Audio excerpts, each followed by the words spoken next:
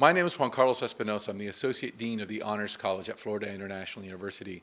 Today we've gathered to commemorate the 100th anniversary of the arrival of Roald Admundsen and his team to the South Pole. Roald Admundsen was the first man to reach the South Pole. He was part of a group of polar explorers, an age of heroes, who in the early 1900s tried to get to the South Pole, to explore Antarctica, and also to get to the North Pole. Roald Admundsen was a Norwegian explorer. He spent a lot of his youth on ships exploring the Arctic waters, Greenland. So Amundsen was part of a number of expeditions to try to get to the South Pole and to explore Antarctica. He was part of a Belgian expedition, and eventually he had his own expedition. And interestingly enough, on his way to the South Pole, he used the ship by another very important Arctic explorer, Fridtjof Nansen, and the ship was called the Fram.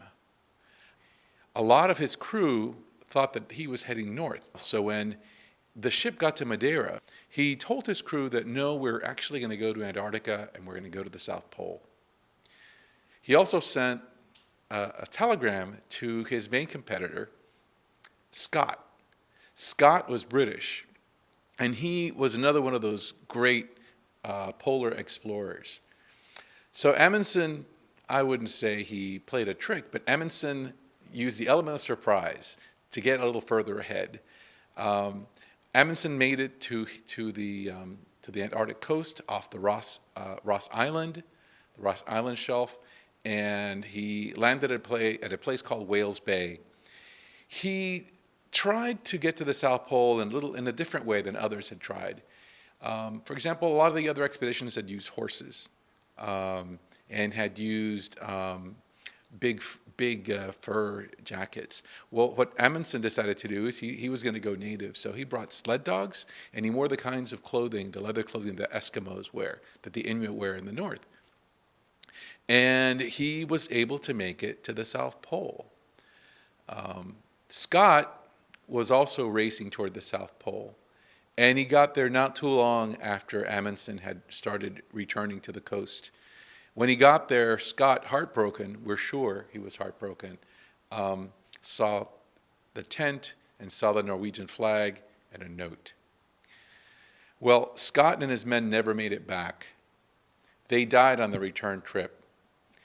Nevertheless, when you go to the South Pole, and I've been privileged to be able to go there, you go to the Amundsen-Scott station, because both men made it to the pole, but only one of them made it back. And that was Roald Admundsen, who later on ended up going to the North Pole. He was the first man to go to both the South Pole and the North Pole. And in the late 20s, disappeared. An Italian blimp was trying to get to the North Pole, and on their return, something happened, and he was part of a rescue mission and was never heard from again.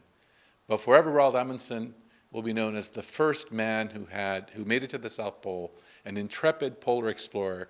He was among the last of the great heroes of the exploration of the last continent that humans were ever set foot on, and that was Antarctica.